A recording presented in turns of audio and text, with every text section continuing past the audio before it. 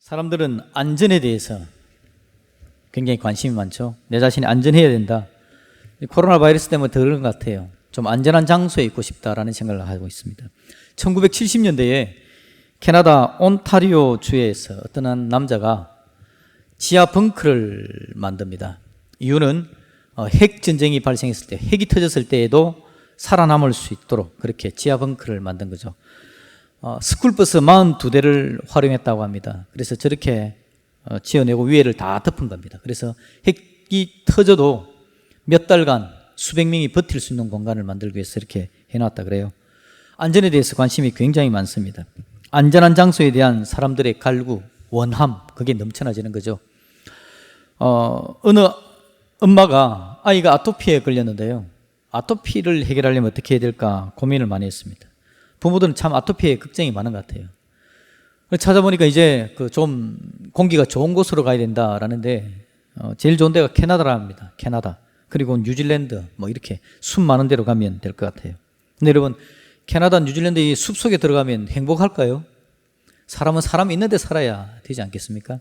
그러니까 뭔가를 피해가면 또 어려움이 나타나지기도 합니다. 지하 벙커를 만들었는데 여러분, 저 벙커 안에서 핵을 피한 겁니다. 근데 거기에 코로나 환자가 들어가면 어떻게 되죠? 핵은 막았지만 바이러스 때문에 다 쓰러질 수도 있는 거죠. 정말 안전한 곳이 있을까라는 생각을 한번 해봅니다. 코로나가 만든 것이 사람 많은 곳에 가지 마라, 그 이야기를 하지 않습니까? 사람 많은 곳에 가지 마라. 사람은 바이러스를 옮기고 하니까요. 안전한 장소에 있어야 된다라는 겁니다. 근데 과연 그러면 어디가 안전할까라는 거죠. 어디가 쉼을 얻을 수 있을까? 어디 있으면 안식을 누릴 수 있을까? 안전할까? 어디로 가야 하나? 이게 여러분 사람들의 이제 관심이 되어지는 겁니다. 여러분이 살고 있는 그 장소는, 여러분이 생활하는 그 장소는 어떤 장소입니까? 그 장소는 안전합니까?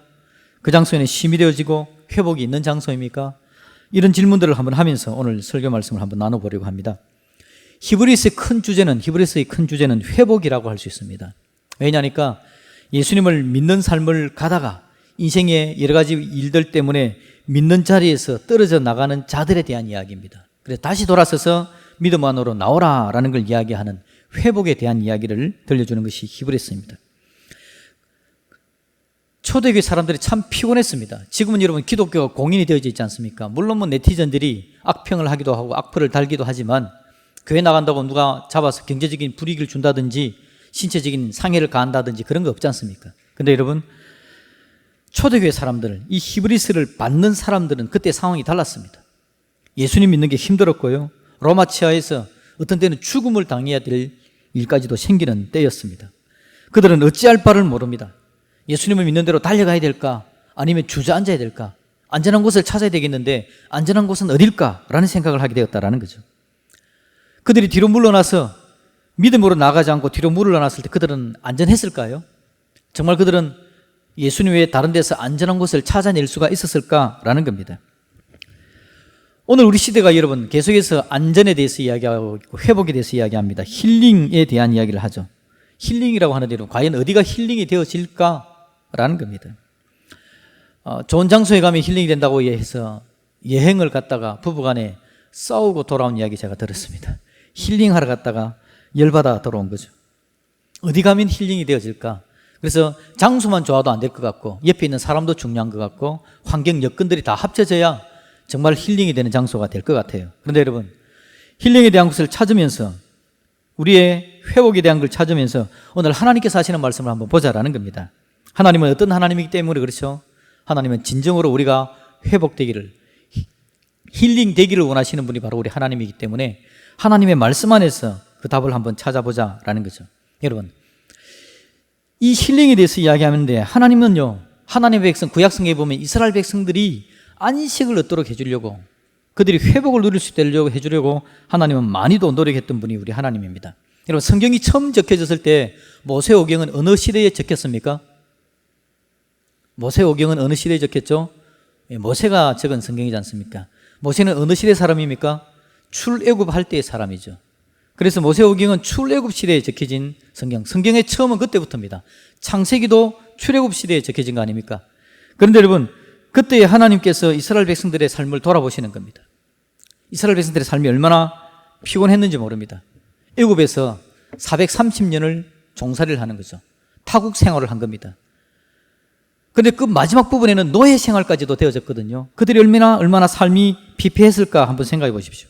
그들은 안전하지 못합니다. 애국 군대가 그들을 압박합니다. 벽돌 만들라 그러고 강제 노역을 시킵니다. 그들이 아들을 낳으면 아들을 죽이기까지 하네요. 인구가 증가하지 못하도록 압박을 가해 오는 겁니다. 그들은 안전한 곳을 찾을 수가 없습니다. 강제 노역과 자녀를 죽이는 그 삶 속에서 노출되어 있었던 것이 바로 출애굽 당시의 이스라엘 백성들이었다라는 겁니다. 하나님은 그들에게 회복을 주고 그들을 이렇게 세우기를 원하시는 분이 바로 우리 하나님이셨죠. 그래서 하나님의 계획을 합니다. 그들을 안전한 곳으로 드러내기 위해서. 하나님의 계획은 그들을 드러내는데 그들은 큰 의지도 없고 용기도 없기 때문에 하나님께서 모든 걸 하시죠. 그래서 어떤 신학자는 이스라엘 백성들을 출애굽시킨 것을 하나님께서 업고 나오셨다라고 표현합니다. 하나님께서 애굽 땅에 있는 이스라엘 백성들을 업고 광야 생활 40년을 업고 지나서 결국 가나안 땅까지 갖다 놓으신 분이 바로 우리 하나님이시죠. 하나님은 그들을 업고라도 회복시키기를 원하는 겁니다. 그런데 하나님께서 광야 생활했어요. 이스라엘 백성들에게 모세를 통해서 준 말씀 가운데 그들에게 성전을 지어라 라고 이야기합니다. 그건 하나님께서 그들과 함께 계신 것을 그들의 눈에 보이게 해주기 위해서 그랬죠. 하나님께서 함께 계시는데 하나님은 보이지 않는 하나님이시니까 하나님이 보이는 걸 함께 보여주기 위해서 성전을 지어라 라고 이야기를 합니다. 그 성전 안에 여러분 내부가 있는데 내부가 두 개로 나눠져 있죠. 하나는 성소, 하나는 지성소가 있습니다. 지성소는 여러분 대제사장도 1년에 한 번 대속죄일에만 들어가서 이스라엘의 죄를 하나님 앞에 고하고 용서함 받는 것이 지성소였습니다. 여러분 출애굽기 25장 20절부터 22절까지의 말씀을 한번 읽어보겠습니다. 같이 한번 읽어볼까요? 시작. 그룹들은 그 날개를 높이 펴서 그 날개로 속죄소를 덮으며 그 얼굴을 서로 대하여 속죄소를 향하게 하고 속죄소를 궤 위에 엎고 내가 내게 줄 증거판을 궤 속에 넣어라. 거기서 내가 너와 만나고 속죄소 위 곧 증거궤 위에 있는 두 그룹 사이에서 내가 이스라엘 자손을 위하여 내게 명령할 모든 일을 내게 이르리라. 아멘. 무슨 말입니까? 잘 모르겠죠, 그죠? 그림을 하나 보여주겠습니다. 이 그림에 대한 이야기입니다. 이겁니다. 이게 뭐냐니까 여러분 밑에 있는 사각형은 언약궤입니다. 법궤라고 이야기하죠. 법궤 안에는 뭐가 들어있습니까? 아론의 쌍난지팡이, 십계명 두 돌판, 만나 이게 들어있는 게 저 법궤지 않습니까? 저게 바로 지성소 안에 들어가 있었습니다. 지성소 안에. 그리고 하나님께서 지성소 안에 들어있는데 그 언약궤, 사각형 언약궤 위에다가 그룹이라고 오늘 표현되어져 있는데요. 그룹은 천사를 이야기합니다.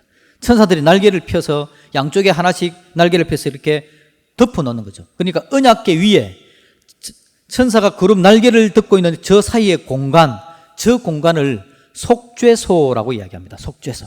이 속죄소는요, 오늘 본문을 보시면 22절 한번 볼까요? 다시 출애굽기 25장 22절 말씀.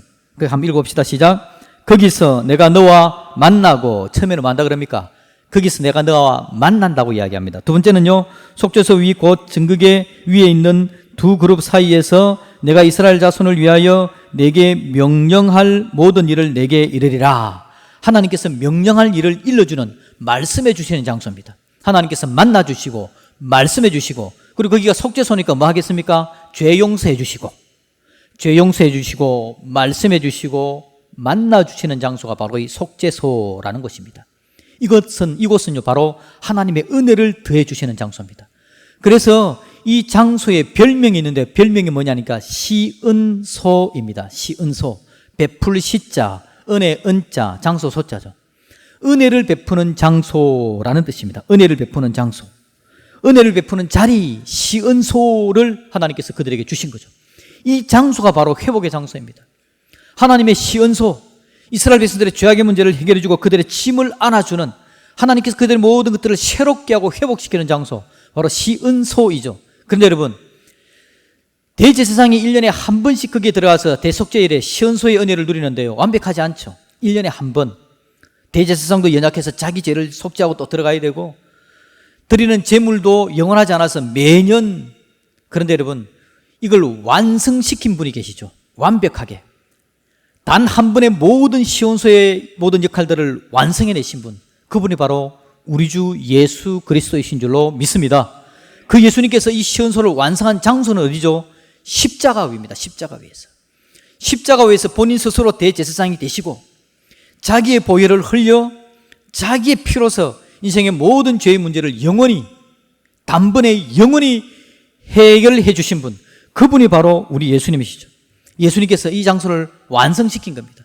예수님의 십자가 사역은요, 시온소를 완성한 사건이었습니다. 자기 피를 뿌려서 이 시온소를 완성하시고 하나님의 은혜의 자리를 만들어 주신 거죠. 우리에게 하나님께서 은혜 베풀 장소를 만들어 주기 위해서 예수님은 자기 몸을 내놓으신 겁니다. 여러분, 그래서요, 예수님의 십자가가 바로 시온소, 예수님의 십자가가 바로 속죄소.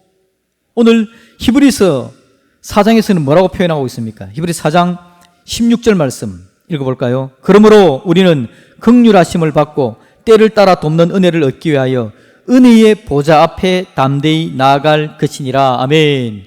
여기서는 그 시온소, 예수님의 십자가를 뭐라고 이야기하고 있습니까? 은혜의 보좌. 같은 말입니다. 은혜의 보좌, 예수님의 십자가, 시온소. 오늘 하나님은 우리의 회복에 대해서 관심이 많다고 그랬습니다. 우리를 살려주기를 원하십니다.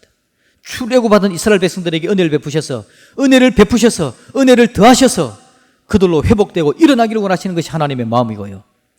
히브리서를 읽고 있는 이 사람들, 초대교회 성도들, 믿음 가운데 나아가 하나님 앞에 서야 되겠는데 여러 가지 삶에 피곤하고 힘들고 어려움 때문에 뒤로 물러서는 자들, 그들에게도 하나님께서 말씀하시는 것, 은혜의 보좌 앞에 담대히 나와라. 너희들을 회복시켜서 일어나서 믿음의 상황 가운데, 믿음 가운데 다시 나오는 은혜가 너희 가운데 있었으면 좋겠다. 이게 오늘 하나님께서 해주시는 말씀이죠.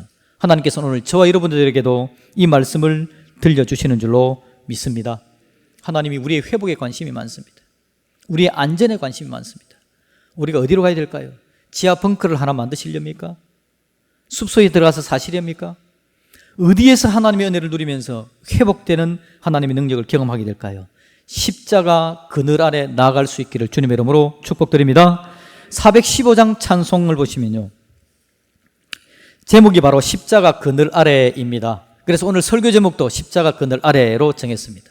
십자가 그늘 아래 나 쉬기 원하네.